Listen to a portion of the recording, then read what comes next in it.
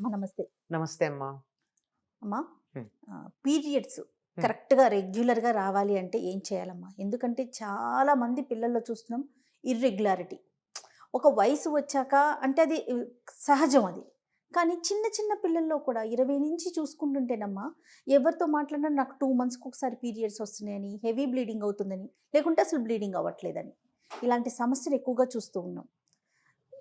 నేను నేను అనుకున్న ఒక రీజన్ చెప్తాను. ఎర్లీగా పిల్లలు మెచ్యూర్ అవ్వటం ఏమన్నా ఒక కారణమా? ఎందుకంటే ఇదివరకు 13, 14, 15 ఆ ఏజ్‌కి. కానీ ఇప్పుడు చూసుకుంటే 8, 9, 10 లోపే మెచ్యూర్ అయిపోతూ ఉన్నారు. అదేమన్నా కారణమమ్మా అసలు? దానికి హార్మోనల్ ఇంబాలెన్సే కారణం అమ్మా. 8 ఏళ్లకి అవ్వడం కూడా మనం తీసుకునే ఆహారాల్లో హార్మోన్స్ చాలా ఉంటున్నాయి. For example soya. సోయా తీసుకుంటే అది కూడా ఫిమేల్ హార్మోన్స్ ఇవన్నీ ఆఖరికి పాలల్లో కూడా గేదెలకి, ఆవులకి హార్మోన్లు అవునవును. ఇస్తున్నారు. ఈ హార్మోన్ల కారణం ఆడపిల్లల్లో అది మీరు చెప్పింది కరెక్టే. ఆడపిల్లల్లో తొందరగా మెచ్యూర్ మెచ్యూర్ అయ్యే అవ్వటం. లక్షణం. మగపిల్లలకేమో గడ్డాలు, మీసాలు రాకపోవడం. ఆ! కనపడుతున్నాయి కదా! చాలా అవునవునవును. మందికసలు రావట్ల. ఆ! అసలు ఫుల్లుగా ఉండేవాళ్ళు చాలా తక్కువ. అందుకేనేమో ఇలా ఉండండి అని జెప్పి ఇప్పుడు పెద్ద పెద్ద వాళ్ళందరూ గడ్డాలు పెంచుకుంటున్నారు. మాలాగా ఉండండిరా అని. లేని వాళ్ళకి ఆదర్శం అనిపిస్తూ ఉంటుంది నాకు. ఇదంతా కూడా ఈస్ట్రోజన్ అనేటటువంటిది బాగా వీళ్ళు తీసుకునే ఫుడ్‌లో ఉండడం వన్ ఆఫ్ ద రీజన్స్ అమ్మా. దానివల్ల లావుగా కూడా ఉంటారు. హ్మ్. పిల్లలు లావెక్కుతున్నారని చెప్పి వాళ్ళు బాగా లావుగా ఉండే ఆహారాలు పెట్టడం వాటన్నిటిలో ఈస్ట్రోజనే వన్ ఆఫ్ ద రీజన్స్. ఇది మీరన్నది ఒకటి కారణమైతే, అంటే త్వరగా మెచ్యూర్ అవ్వడానికి మాత్రమే ఆ! అదే ఆ! కారణం. ఆ! అయితే ఇర్రెగ్యులర్‌గా ఉండడానికి చాలా కారణాలున్నాయమ్మా. ప్రధానంగా ఫస్ట్ టైమ్ మెచ్యూర్ అయినప్పుడు వాళ్ళు కొన్ని నియమాలు పాటించాలి. అవి పాటించట్ల చాలామంది. హుహు. 10 మందికి మేము చెప్పకూడదు. ఇది గూడా ఒకటి చెప్పుకోవాల్సిందా? హ్మ్. దాచుకోవాల్సింది చెప్పుకోవాల్సింది కాదు అన్న వరకు మనం అంగీకరించొచ్చు గానీ, అప్పుడు పాటించాల్సిన నియమాలు పాటించడానికి ఏమైంది? చెప్పకుండా పాటించొచ్చుగా? హ్మ్. అవునమ్మా. చెప్పకుండా నియమాలు పాటించొచ్చు కదా! ఆరోగ్య దృష్టితో చేయాల్సింది. హ్మ్. ఏమిటి అంటే, వాళ్ళకి ఉప్పు, కారాలు పెట్టరు ఆ 3 రోజులు. ఫస్ట్ టైమ్ మెచ్యూర్ అయినప్పుడు. హ్మ్. 3 రోజుల పాటు వాళ్ళకి ఉప్పు, కారాలు పెట్టరు. ఎందుకంటే ఉప్పు, కారాలు బాగా ఉన్నటువంటి ఆహారం గనక తీసుకున్నట్టయితే దాని తాలూకు మొట్టమొదటిసారి హార్మోన్స్ విడుదలవుతున్నాయి గదా! అవును. వాటిల్లో డిస్టర్బెన్స్ ఉంటుంది అని. ఆ! హార్మోన్స్ ఎప్పుడు తినే ఉప్పు, కారాలు బట్టే కదా! స్పైస్ బట్టే అవునవును. కదా! హార్మోన్‌ల అవును. డిఫరెన్స్ వస్తూ ఉంటుంది. కోపతాపాలు అవన్నీ గూడా. హ్మ్. అట్లాంటిది ఆ టైంలో పెట్టకపోవడం. వాళ్ళని వీలైనంత రెస్ట్ ఉండేట్టుగా చూడడం. అందుకే కదలకుండా కూర్చోమని చెప్తారు. కదలకుండా ఉండాల్సిందే కదా! అవును. ఆఖరికి టాయిలెట్‌కి కూడా దూరంగా వెళ్ళకుండా దగ్గరలోనే ఇవన్నీ చేసేవాళ్ళు. చేయడం. ఏ రకమైనటువంటి శ్రమ పడకుండా అంటే సూదిలో దారం గుచ్చడం, కుట్టడం అది కూడా కంటికి అలసట కదా! అవునవును. అది కూడా టోటల్ రిలాక్సేషన్ అనమాట. ఒకే చోట కూర్చోవడం.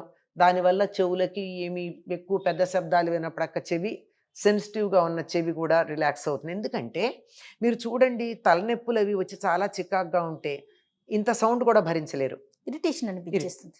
అది అంటే సెన్సిటివ్ అయిందనమాట అది. ఆ సెన్సిటివిటీ ఉంటుంది అని ఊహించి వాళ్ళకి రిలాక్సేషన్ ఇస్తారు. పంచేంద్రియాలకి, కర్మేంద్రియాలకి అన్నిటికీ కూడా జ్ఞానేంద్రియాలు, కర్మేంద్రియాలకి కూడా రిలాక్సేషన్ ఇచ్చి డైజెస్టివ్ సిస్టమ్‌కి కూడా రిలాక్సేషన్ ఇస్తారు. అది మంచి పులగం పెట్టేవాళ్ళు. అవును. ఆ పులగం ఎట్లాంటిది గట్టిగా కాదమ్మా. ఆ! లూజ్. ఒక యూనిట్ పెసరపప్పుకి 2 యూనిట్ల బియ్యం తీసుకొని, హ్మ్. 8 యూనిట్ల హ్మ్, హ్మ్. నీళ్లు పోసి, పోసి మళ్ళీ 1 యూనిట్ నెయ్యి వేసి, ఇది మెత్తగా ఉడికేటట్టుగా చేసి, బెల్లం వేసి పెట్టేవారు. ఉప్పుండదు. హ్మ్. బెల్లంలో ఉన్న ఉప్పు చాలు. అంటే ఇంత ఉడికితే అది అరుగుతుంది తేలిగ్గా. మీరు గమనించినట్టయితే చాలామందికి ఏమాత్రం డిస్టర్బెన్స్ ఉన్నా పీరియడ్స్ టైంలో డైజెషన్ బావుండదు. అవును. అందుకని ఆ టైంలో ఇంత తేలికగా అరిగే బలవర్ధకమైన ఆహారం పెట్టేవారు. హ్మ్. అలా 3 రోజులు గనక ఉన్నట్టయితే మొదటిసారి 3 రోజులు వీలైతే రెండోసారి కూడా అలా గనక ఉండగలిగినట్టయితే చాలా రకాలైనటువంటి సమస్యలు భవిష్యత్తులో రావు. హ్మ్. పైగా అప్పుడు చిమ్మిలి పెట్టేవాళ్ళు. చిమ్మిలంటే నువ్వులు, నువ్వులు, బెల్లం. బెల్లం. ఎప్పుడైతే నువ్వులు తిన్నారో లోపల ఎక్కడన్నా బయటికి వెళ్ళిపోకుండా మిగిలిపోయినటువంటి గడ్డలు లాంటి క్లాట్స్ లాంటివి ఉంటే వెళ్ళిపోతాయి, వెళ్ళిపోయి క్లీన్ అవుతుంది. ఒకసారి అంటూ లోపలిది ఫుల్ క్లీన్ అయితే మళ్ళీ నెక్స్ట్ టైం చాలా హ్యాపీగా ఉంటుంది. తప్పనిసరిగా నువ్వులు బెల్లమే. అవును. ఇంకా కొన్ని ప్రాంతాల్లో నువ్వుల నూనె కూడా తాగిస్తారు. అవును. ఉమ్. అవునమ్మా. సరే, అది కాకపోయినా ఇంతవరకు ఇలా 2 సార్లు వీలైతే 3 సార్లు గనక జాగ్రత్తగా మొదటిసారి గనక చేసినట్టయితే 90% ప్రాబ్లమ్స్ ఉండవు అని చెప్పి మన పెద్దలు అన్నారు. అలా ఉన్న వాళ్ళని మనం గమనించాం కూడా. ఇవి చెయ్యకపోవడం ఒక కారణం. ఆ తర్వాత ఆ సమయాల్లో ఇష్టం వచ్చినట్టు తినడం, ఏముంది ఇది మామూలే కదా, దీని గురించి మనం పట్టించుకోవాల్సింది ఏముంది అని చెప్పి ఇష్టం వచ్చినట్టు ప్రవర్తించటం. అంటే ఆ సమయంలో రెస్ట్ కావాలమ్మా, శరీరానికి విశ్రాంతినివ్వాలి, శారీరకంగా మానసికంగా విశ్రాంతి ఇవ్వాలి. అందుకని విశ్రాంతినివ్వడం కోసం ఇంట్లో ఉంటే పనులు చెప్తారని కొంచెం దూరంగా కూర్చోమని చెప్పేవాళ్ళు. అవును. పైగా ఆ సమయంలో శరీరం నుంచి కొన్ని Toxins. వేల టాక్సిన్స్ రిలీజ్ అవుతాయట, which affect the thymus gland, heart దగ్గర ఉండేది. అందువల్ల కొంచెం దూరంగా ఉంటే హార్ట్ ప్రాబ్లమ్స్ రాకుండా ఉంటాయి మిగిలిన వాళ్ళకి కాదు. అందువల్ల అలా గనక ఉన్నట్టయితే కొంతవరకు అదుపులో ఉంటాయి. ఆ తరువాత ప్రతి నెల కూడా విశ్రాంతి తీసుకోవాలమ్మా.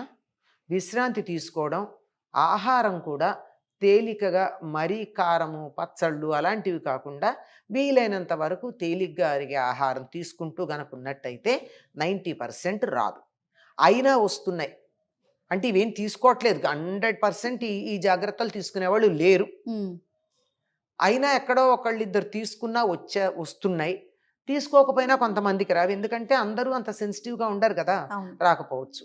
వాళ్ళకి రాలేదు నాకెందుకు వచ్చింది అంటే వాళ్ళు ఇప్పుడు ఇంతమందికి కరోనా వచ్చింది, కొన్ని లక్షల మందికి, కొంతమందికి రాలేదు.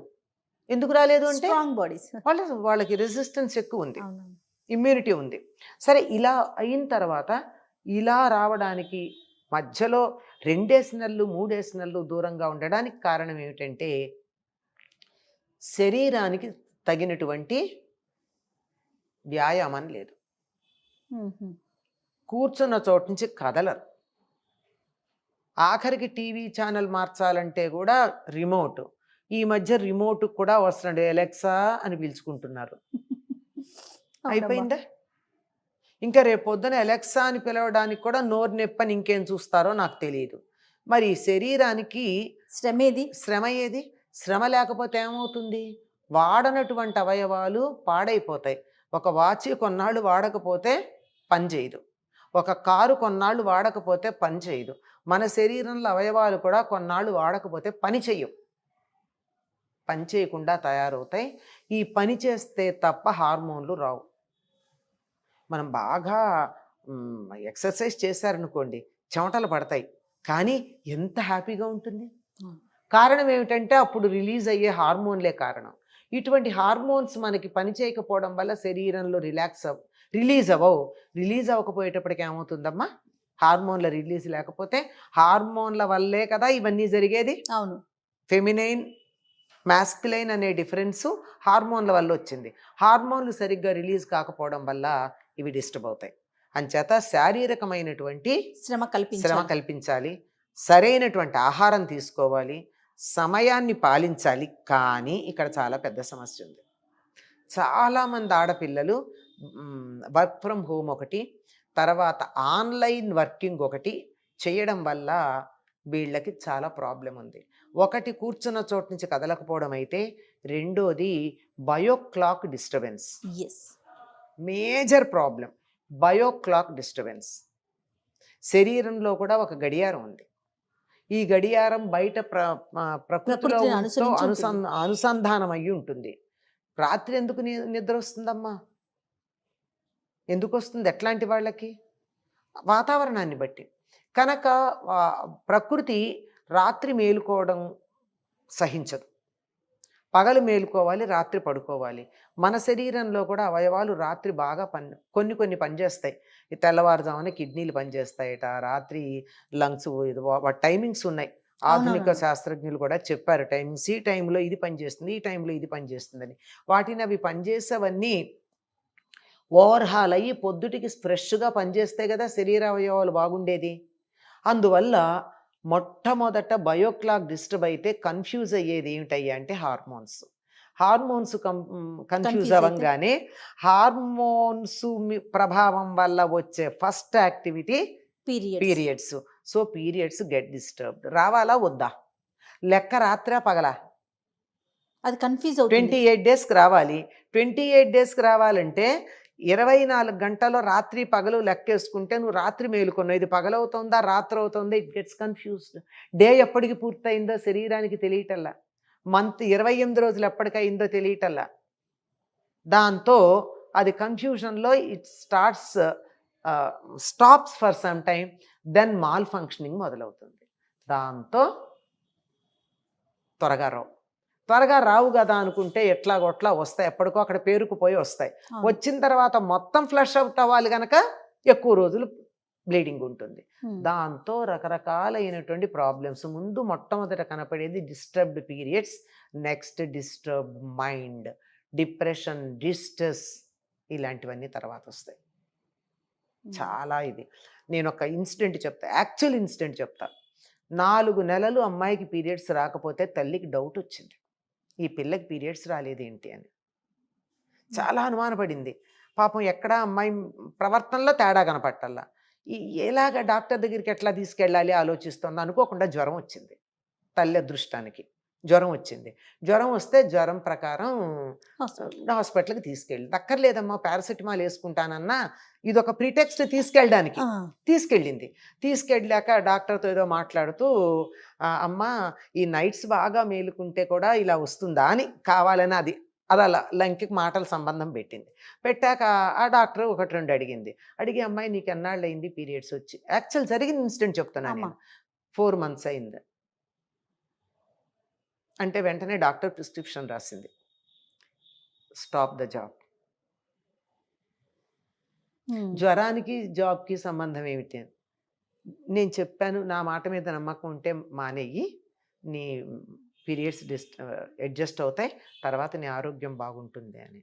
పాపం అమ్మాయి కొంచెం మంచిది కనుక తల్లి అనుకుంది, నా కూతుర్ని నేను అనవసరంగా అనుమానపడ్డాను, 4 నెలలు పీరియడ్స్ రాలేదేంటి పిల్లకని అనుమానపడ్డాను, అయ్యో అని తన పాపం మనసులోనే క్షమాపణ చెప్పుకుంది. ఆ అమ్మాయి పీరియడ్స్ జాబ్ మానేసింది. 1 weekలో పీరియడ్స్ వచ్చాయి. నెక్స్ట్ మంత్ ఎగ్జాక్ట్లీ 28 daysకి వచ్చాయి. This is incident I have seen with my own eyes. ఆ తల్లి కూతురు నాకు తెలుసు. మరి ఇది పీరియడ్స్ డిస్టర్బెన్స్ అన్నదానికి ఇంతకన్నా గొప్ప ఉదాహరణ చెప్పాలని అనుకోవటల్లా. కరెక్ట్ అమ్మా. సో బయో సిస్టమ్ మనం ఫాలో అవ్వాలి. అమ్మా బయోక్లాక్ ఉంది కదా, అది దాన్ని ఫాలో అయితే 120 ఏళ్ళు బతుకుతాం. అంటే ఈ ఉద్యోగాలు చేసేవాళ్లే కాదమ్మా, మరి మా అమ్మాయి ఉద్యోగం చేయట్లేదైనా డిస్టర్బెన్స్ ఏంటి అని అడిగే వాళ్ళు ఉంటారు కదా. అమ్మాయి ఎప్పుడు పడుకుంటుందో చూడండి. ఎప్పుడు పడుకుంటోంది? అర్ధరాత్రి దాకా మేలుకుంటోందా? ఉద్యోగం చేయట్లేదు కానీ అమ్మా టీవీ చూస్తుంది. మేము టీవీ కట్టేస్తే సెల్ ఫోన్లో చూసుకుంటుంది సీరియల్స్, లేదా ఇంకేవో ఉంటాయి కదా చూస్తాయి, లేకపోతే చాటింగ్, ఏదైనా. మేలుకోవడం అన్నదే ప్రధానం. అది నువ్వు ఉద్యోగానికి కోసం మేలుకున్నావా, చాటింగ్కి మేలుకున్నావా, టీవీ చూస్తున్నావా, ఇంకేదైనా వర్క్ చేస్తున్నావా, నీ సొంత పని అయినా చేసుకోవచ్చు. ఇలా గనక చేసుకుంటే ఎప్పుడో ఒకసారి it doesn't make much of a difference. కానీ రెగ్యులర్ బేసిస్ మీద కనుక అయినట్టయితే అవుతుంది. ఈ రాత్రి తెల్లవారులు మేలుకోవడాలన్నది చాలా చాలా ప్రమాదకరమైనటువంటి ప్రాబ్లం అమ్మ. అది అన్ని రకాలు, డైజెస్టివ్ సిస్టమ్ మీద పనిచేస్తుంది, లివర్ మీద పనిచేస్తుంది, కిడ్నీస్ మీద పనిచేస్తుంది. రాత్రిపూట యాక్టివ్గా ఉండి ఓవర్హాల్ అయ్యే శరీర అవయవాలన్నింటి మీద పనిచేస్తుందమ్మా అది. అందువల్ల మేలుకోవడం ప్రధానం. దేనివల్ల అన్నది వేరే మాట. ఈ జాగ్రత్త కూడా తీసుకోవాలమ్మా. జాగ్రత్త. అమ్మాయికి రెగ్యులర్గా పీరియడ్స్ రావట్లేదంటే రోజు 10ంటికి పడుకోబెట్టండి. ఓవర్ బ్లీడింగ్ అవుతోంది అంటే బ్లీడింగ్ అయినంత కాలం పులగం మాత్రమే పెట్టండి, ఉప్పు కారాలు లేకుండా. లేదంటే పాలన్నం పెట్టండి, పులుపు లేని మజ్జిగ అన్నం పెట్టండి, ఉప్పు కారం తగలకుండా. ఆ 3 రోజులు 4 రోజులు అట్లా పెట్టి 2-3 నెలలు చూడండి, రెగ్యులైజ్ అయిపోతాయి. సూపర్. నమస్తే అమ్మా. నమస్తే అమ్మా.